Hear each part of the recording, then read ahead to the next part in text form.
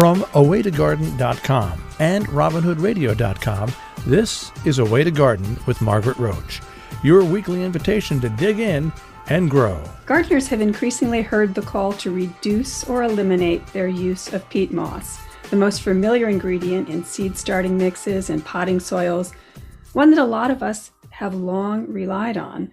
But peat is not sustainable, and its harvest releases substantial CO2, a greenhouse gas that contributes to climate change.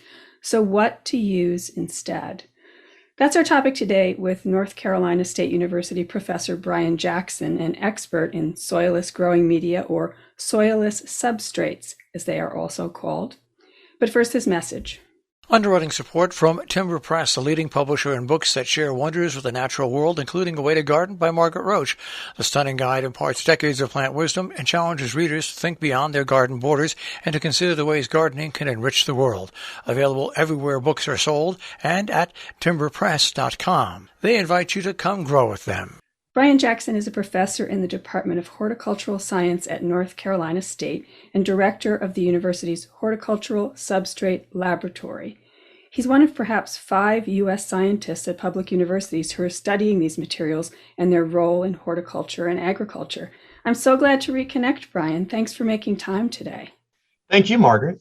Yeah, I learned so much working together on our recent New York Times garden column about this subject, and I look forward to learning more today and sharing it with everybody.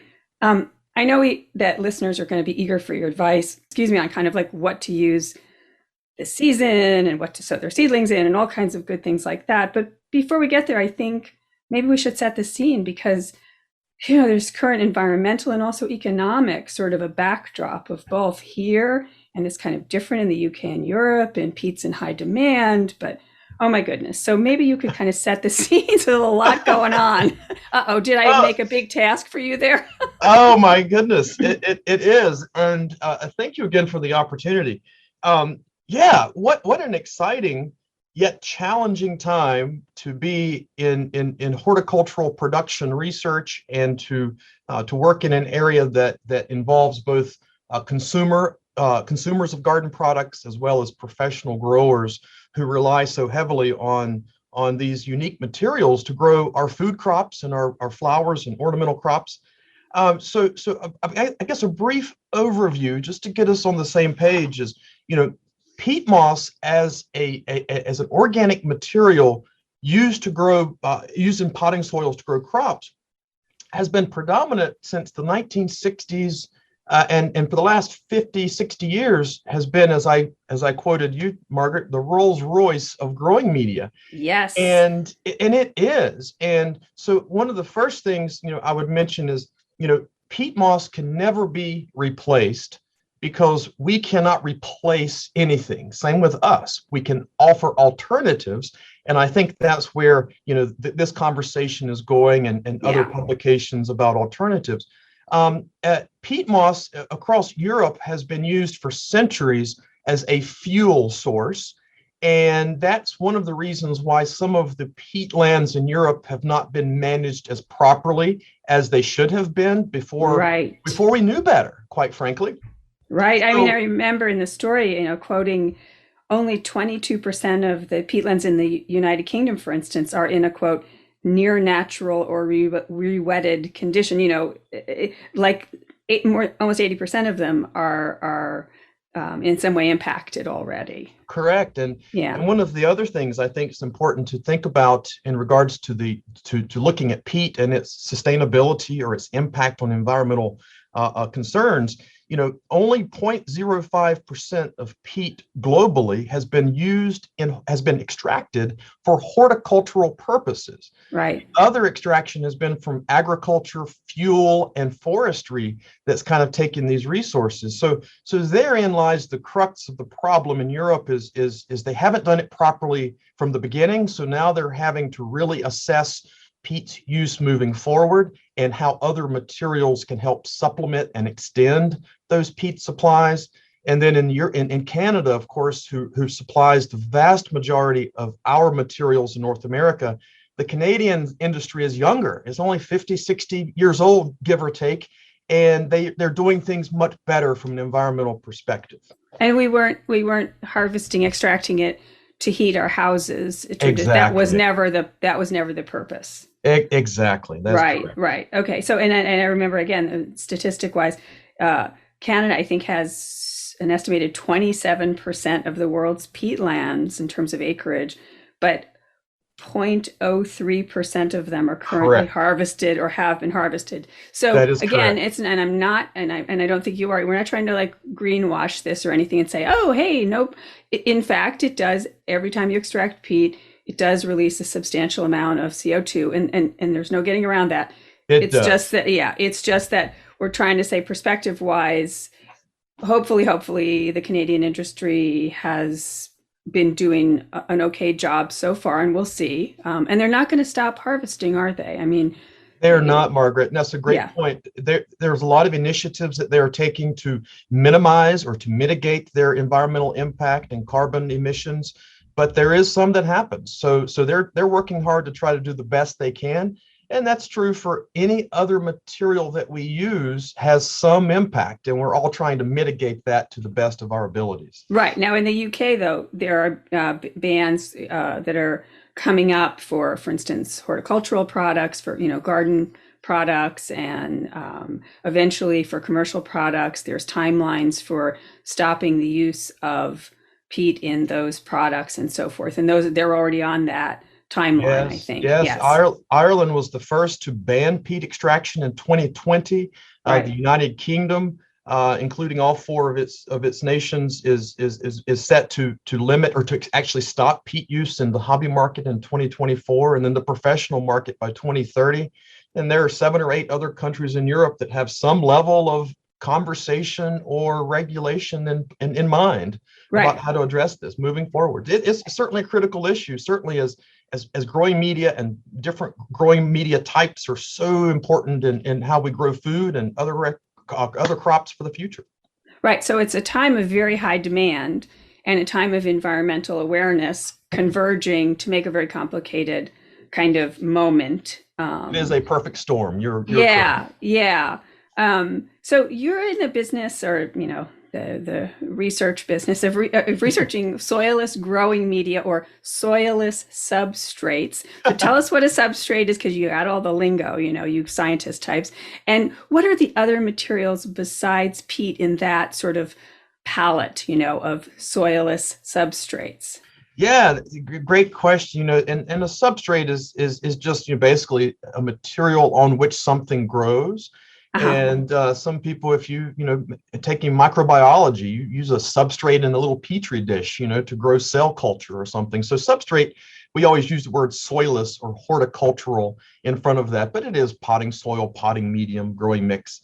Okay. So other than peat, thinking organic materials, carbon-based materials.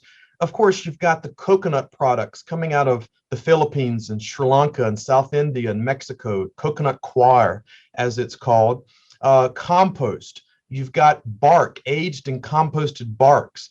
You've got rice hulls. There are a lot of different organic materials that are being used in soilless media. And then you've got the inorganics, those that are not carbon-based, like perlite or vermiculite or rock or stone wool or clay pebbles. So there's a quite decent sized palette of these different ingredients that for 50 years we've formulated some really unique mixes. Now, before the 1960s or whatever, before peat became the Rolls Royce, was the commercial, where potted plants and so forth, was it actual soil that was used as the medium? I mean, was that what things were potted up in, or was it just because it was before the giant mechanization of the greenhouse industry and the mass production of plants and so forth? Yeah, great question. Yeah, it truly was. When people started growing plants in containers, and in the early days of containers, there were actually egg cans and other like commercial food grade cans that were used to grow plants, metal cans. And it's really fascinating, the history of the container or the containerized system that we now have the options. It's really fascinating. And most of the time they used mineral soil, field soil, to fill in these pots. Okay. And they quickly realized that based on the weight, think about a 1 gallon pot of sand or soil. It is Right. so heavy. And then the water, it's like a bathtub. It holds so much water, it just doesn't drain properly. So yeah, it was soil that was used predominantly before a sand peat mix, and then more and more away from the sand, and then discovery of these other lightweight, sterile or beneficial organic materials. So if we start to get practical, that sort of how-to-ish stuff, you are at North Carolina State, a tremendously important university for horticulture and agricultural research and so forth, and training the future, experts in these fields. Do you have like greenhouses full of like mad scientist experiments with trying all kinds of media and, and comparing these tomatoes to those tomatoes and these petunias to those? I mean, is that kind of what's going on, trying to figure out, hey, what else can we use? Is it that way? Is that where the research is done? Yeah, have you looked inside of my greenhouse? Apparently, I've seen the mad scientist at work. You have. So the great thing about research is you can get creative and really think outside of that proverbial box we always talk about, and really think about, what are some new options? What are some things to do? So we test so many different materials through a battery of different procedures and analysis techniques to assess their potential in growing plants in different systems, and making sure that what we are doing to formulate new materials and new mixes is not only adequate for plant growth, but it's also economical, and it also is recyclable or can be reused. So there's a long list of 50 years of research that's kind of gotten us to a point of how do we evaluate new materials from start to finish. And it's really not, we don't really throw the kitchen sink at this in regards to how to approach the science behind development of new products. It's a really detailed list of parameters that's been developed over the years that give us a higher level of success when we're looking at a new material. For example, hemp fiber or miscanthus or other biomass crops that may have potential as soilless growing media components. I've even seen, like, on the market these days, products that are labeled as substitutes for potting soil or for seed starting mix that are like made of like paper, recycled like newsprinty type of paper and all kinds of things. I mean, it's like lots of ideas out there. There are, and thanks to the article recently in the Times, Margaret, I've been contacted by a lot of folks, and what I have learned, and one of the great things about this contribution this collaboration, I have learned of companies and products on the market in the United States that I have never heard of. And it's not to say that they aren't relevant. It's just There's a lot out there in this big country of ours. So I now know of companies and products that are peat alternatives, that are completely peat free and have been for a number of years and are being very successful. So I've been encouraged by the number of the development that's went on, and I didn't know about it, which again, that's not to say that I know everything by no stretch of the imagination, but we're further along than I thought. So I think this article has helped open that up, open that perspective up. Right, because I looked, of course, longingly over at the UK, where again the bans are impending or in place, and for horticultural products, and and I saw that the Royal Horticultural Society already had branded a whole line of potting soils and so forth with a particular company, and I was like, oh wait, can we have those? but no, we didn't yet. And so what we do have is we have some smaller innovative companies and some medium-sized innovative companies and people trying things. But here's the thing, and this is what I want to spend some time asking you about, because you again have the experience hands-on in the lab, in the greenhouses and so forth, doing the research, and you're actually also trying to not make sure I can grow my seedlings, little Margaret with her couple trays. You're talking about the entire industry, and as you pointed out, that's an industry that it provides the potting media for our food, many of our food crops. And, it's not just like, oh, Margaret's going to have a couple of little petunias over there. It's a big deal. It's massive, the basis of our agricultural and horticultural production system. So I'm hearing from a lot of people and expert gardeners, friends I've known for a long time, who are serious good propagators. They grow lots of different things.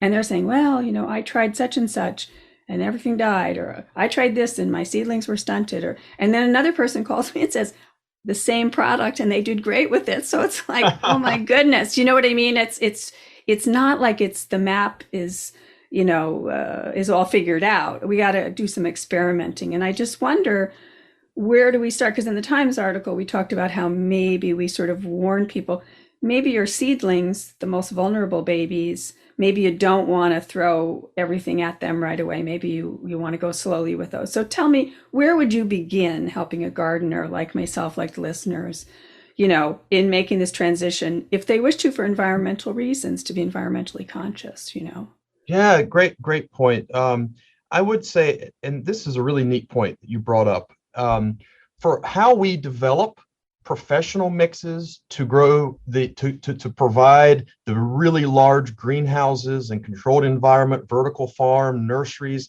For those materials have to go through different criteria, and there are different expectations of them than consumer hobby market products. Yes. So even from the article, you hear people say, well, I've used this and I've used this and it works great. But think about a 100-acre greenhouse, or think about 5,000 acres of greenhouses that need 500,000 cubic yards of the same material. That's where things get really challenging on that scale. So, yes. So it's a really neat point, thinking of the consumer home gardener who wants to make that choice. Even I wish I could go back and us do the article again, because I could shed light on other product development that there are peat alternative options that even for seed starters apparently are really quite good. So I would advise to do one's homework, as is always is a good thing to do before trying something. And maybe there are products you could either order online and have delivered to you, but then, thinking of sustainability, how does that factor in as well? Yeah. Or what does your local garden center have? And what is the opinion of the experts at that garden center as to what products they could either order in or could perhaps request that are peat free? Because there are options out there. So start slow, do one's homework. Do not expect that, as we mentioned in the article, that any new material or new approach to doing something is going to be the same as what you've always done, because there may be nuances. So yeah, I think those are the places that anyone can start, and then asking yourself, is this product that I'm using, is it worth the price, or is it truly better than peat? And that's a conversation that we can continue to have, and that will continue to evolve as we move forward. Yeah. So okay. So it's like, say I'm going to start, and this is, again, I have a number of friends who are all in this sort of experimenting stage, and have expertise and are successful seed sowers or successful whatever they're growing in pots and so forth, and trays. And what they're doing is, and what I'm going to do this year, as we've talked about before, you and I'm not going to just stop using, I always used, I have a brand from Johnny's Selected Seeds, the Johnny's 512 mix. That was my thing. I know how it feels. I know how it works. I know how it handles water. Do you know what I mean? It's like, I have the feel of it. And I made that analogy. It's like the first time I tried a gluten-free flour, the cake was a disaster. And, do you know what I mean? Because I didn't know what I was doing, and it wasn't a one-to-one substitute, and blah, blah, blah. And it wasn't as moist, and oh my goodness. So, that was my thing, but I want something that has that type of result. So what a lot of my friends are doing, and what I'm thinking of doing, is kind of not, if I have, 6 flats going, filling them all with some unknown material that I've never handled or worked with before, but maybe doing one experimental flat with a couple of, like a couple of 6-packs of something in it, but not losing all my crops if I don't have a good experience. Does that make sense to you? Like, are you doing it gingerly too when you're experimenting? It does. And I think one of the other things that I would highly suggest is to read the label on any new product, because Margaret, if your traditional go-to brand that you've always used, which maybe is a peat perlite mix, for example, if it has some type of starter charge nutrient in it that perhaps a peat alternative product doesn't have, then Right. you need to make sure to know that, just so that you're not expecting the same thing, not only as you mentioned from the watering front, but that also that you're not under or over fertilizing those very sensitive young plants. So for one, Yes. look at the Yes. nutrient charges in them, and yeah, just buy a small bag and just compare it to the others Right. before you going big scale. And Yeah. understand that there may be differences. Maybe you like it better or worse, but also be willing to adjust your practices. Yeah, I'm Um, thinking of adding, like, trying to extend I have a part of a leftover bag of my 512 mix, and I'm thinking of, maybe I'm going to add some coir to it, or, do you know what I mean? I'm thinking of like gradually feeling my way through it in a sense. Um, yeah, Yeah, yeah, and what we may find, thanks to technology and thanks to advancements in product development from big and large companies that even I don't know about, as referenced earlier, there may be some products that there are no learning curves. And that's right. even better. And I think through sharing and through platforms by which we educate each other, that we begin to help everyone understand kind of what the current options are. Right. And what I'm hearing from friends, the ones who are working in greenhouses like at public gardens and stuff like that are having a different experience with their experiments than the ones who are just a home person with a couple of trays. And there's different environments, different humidity, different temperatures, different air circulation. I mean, a lot of different factors that are going on that can, I think, impact success with any growing medium. Well, yeah, it's a great Yeah. point. It's like Yeah. for the companies that I work with on retail hobby market products, also think, are you growing in upstate New York or are you growing in the south of Florida? Right. And that makes an individual product used in two different locations perhaps very different as to how it behaves. So Right. also, yeah, think about your location as well in regards to temperature and sunlight and humidity and cloudy days or sunny days, and all of those things factor in as well. Right. So one of your, and we have, maybe 4 minutes left or something, and one of your greatest areas of, the greatest depth of expertise, or what you've been exploring, are wood products. And I always, for potting bigger plants and so forth, I always used a bark based mix. Doesn't mean it didn't have peat in it, but the primary ingredient was Sure. bark based, and it was a little more textural.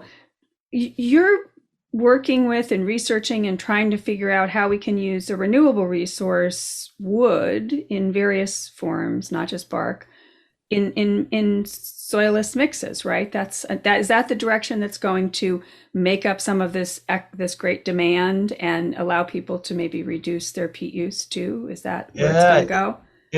it truly is, Margaret. Globally speaking, engineered wood fibers are viewed as the most probable and likely raw material that is immediately ready or will be ready to fill that void of an increased demand, as the peat supplies may or may not be limited moving forward.